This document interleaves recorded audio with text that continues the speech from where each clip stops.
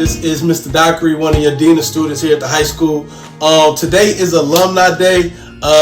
This video is bittersweet for me for a couple reasons. I'm sad because this is our last video before we get into summer break, but I'm excited because we're getting ready to transition into summer break. Big Red, class of 2008, Yvonne Gorajec. I hope I didn't pronounce her last name incorrectly, but I got a chance to catch up with her. Like I said, class of 2008 from Muskegon High School. She's currently working with Trinity Health in the social work field. So let's go check out the video. Yvonne, good morning. Hello, good morning. How are you? I'm doing well. How are you? I'm doing well. It's been a while. As I had said when we spoke previously, we're doing an alumni series. So every Monday we take opportunity to highlight one of our former Big Reds who's been extremely successful since they left Muskegon High School. Your name came across my desk, so I decided to get in contact with you, and hopefully you can share your story and your experiences with our students at MHS so they can possibly learn from you. How does that sound? Sounds good to me. All right, so good morning, guys. Students, we have Yvonne Gorajec, Muskegon High School grad, class of 2008, correct? Yep. Okay. All right. Perfect. What is it that you do now exactly? I don't know. I know you're successful. That's the stigma, but what exactly do you do? I am a social worker at Trinity Health Muskegon. It was Mercy Hospital, but we just recently rebranded. So Trinity Health Muskegon, and I am a case manager on the surgical floor. And so I do discharge planning for people who have had surgeries, lots of people getting their appendix out, things like that. But then we also have traumas up here. So a lot of times when people come in through the emergency room, like car accidents and things like that, we're just really trying to put the pieces together for people who, when you have an emergency, you don't expect it. So really just trying to help people out with getting a safe discharge plan in place and making sure that they have all of their needs met. And then I also sometimes work in the emergency room, and down there it's mostly mental health assessments for people who are having struggles with their mental health. And then I connect them to resources and help them find support in the community for their mental health needs. Okay, sweet. So we just kind of jumped into it.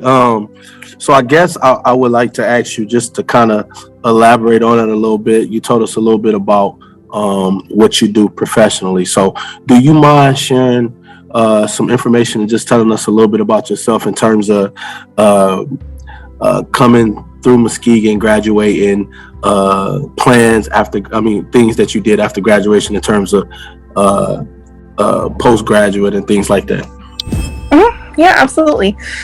So I graduated from Muskegon in 2008, and I don't want to sound like I'm bragging or anything, but I was super involved in school, and I was like class president, SLC president, National Honor Society president. I was just super involved in everything at Muskegon, and I graduated, like I said, in 2008, and I went to Grand Valley, and I actually got my bachelor's degree in English education. And so I taught for a while. I did some substitute teaching. I did a gig at Muskegon. I'm not even sure if the program's around anymore, but it was JAG, or Jobs for America's Graduates. I'm gonna cut you off real quick. All right. So yeah. So we I'm glad that you mentioned that. So we actually just brought that program back and piloted this year. And so I actually teach the JAG course, which is Jobs for American Grads. I teach that course twice a week, and it encompasses so much, and we tied into our work-based learning with Sarah Eagle, who's our work-based learning teacher as well. So just it's funny that you brought that up, because we actually piloted that program this year. We're going to be bringing it back this upcoming academic school year. But continue. Go. So I did that for a little while, and as you know, Montreal, that there's certain criteria that a student needs to meet in order to, qualify for the program and participate. And I really found myself invested in my students outside of the classroom, and acknowledging that, everyone faces adversities, and just because Muskegon is a diverse place, everyone has kind of a different situation at home. And so I really kind of had a quarter life crisis and I was like, I don't know if teaching's for me, and I felt really bad about things. And then I realized, like, I like people in general, and I'm a stable person, and so knowing that I can do something to help them in their situation, I decided to go back to school for social work. I took 2 years off between teaching and actually going back to grad school, and I did grad school also at Grand Valley, and I graduated in 2019.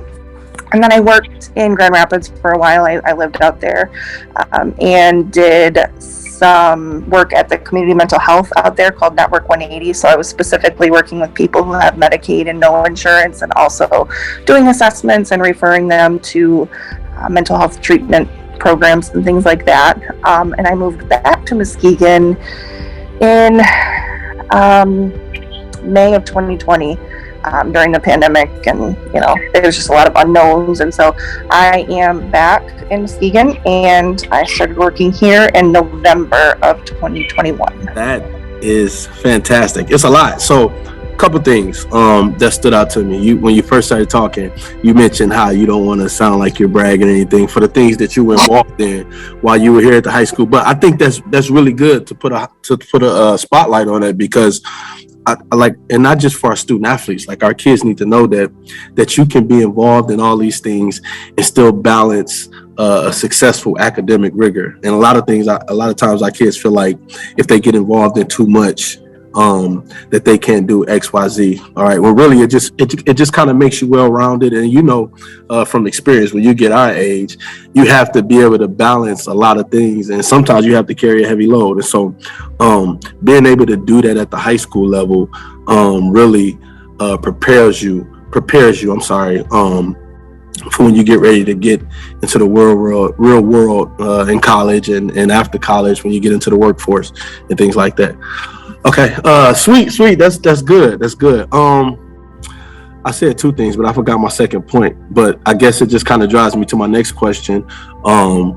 So, class 2008, went off to Grand Valley, studied education right away, got into social work, got your graduate degree from Grand Valley as well. Now you're back home in your hometown, in your community working.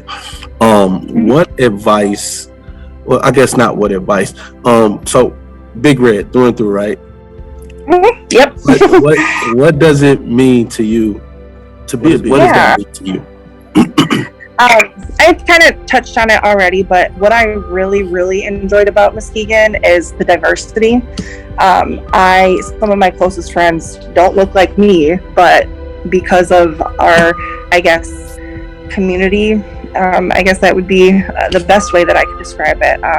Knowing that we're all from Muskegon, and then having Muskegon High School as kind of just a pillar in our community, and knowing that we're all accepted, and I really just enjoy getting to know people. And I think that at Muskegon specifically, I was able to learn, obviously, the Shakespeare and the math and all that stuff, but I also learned socially from my peers, and I think that that's one of my greatest memories, and one of the things I cherish most about being a Big Red. Awesome. So you kind of refreshed my memory about my second point. So my second point was about the diversity that you touched on, and I think it's true as ever. And I want to go on record, and the kids probably say I sound like a broken record with this, but every opportunity I get, I like to say it. Muskegon is real life, and you talk about the diversity. It's people from all walks of life here. And that's what you're going to get in the real world. You're going to get the rich kid. You got the rich kid going to school with the poor kid. You got the poor kid going to school with the middle class kid. You got Mexicans, you got blacks, you got whites, you got a small Hispanic community. It's just people from everywhere, and everybody's working together. And again, when you get our age, that's what you may work with somebody that don't look like you or come from the same background or the same culture as you, but you got to find a way to connect. And I think that's one of the pieces that Muskegon High School teaches you, helps propel you when you leave here. So anything you want to expound on or touch on about that before we move on? No, I think that I completely agree with exactly everything that you said. Cool, sweet. So I said these things usually about 10-15 minutes, no longer than 20. So I won't prolong it. I do have one final question that I would like to ask you. What advice would you give our kids as they triculate through high school and work towards graduation and then start off their life and their careers and whatever path they decide to take? What advice would you give them? I would definitely say, and I don't want this to come off as like negative or anything like that, but really appreciate going to Muskegon. Just kind of going back on my last point and what Mr. Dockery said, that it is essentially, because of with being a diverse place, and you get along with everyone pretty much for the most part, knowing that when you leave Muskegon, it's a different world, but at the same time, you have a good foundation from where you came from.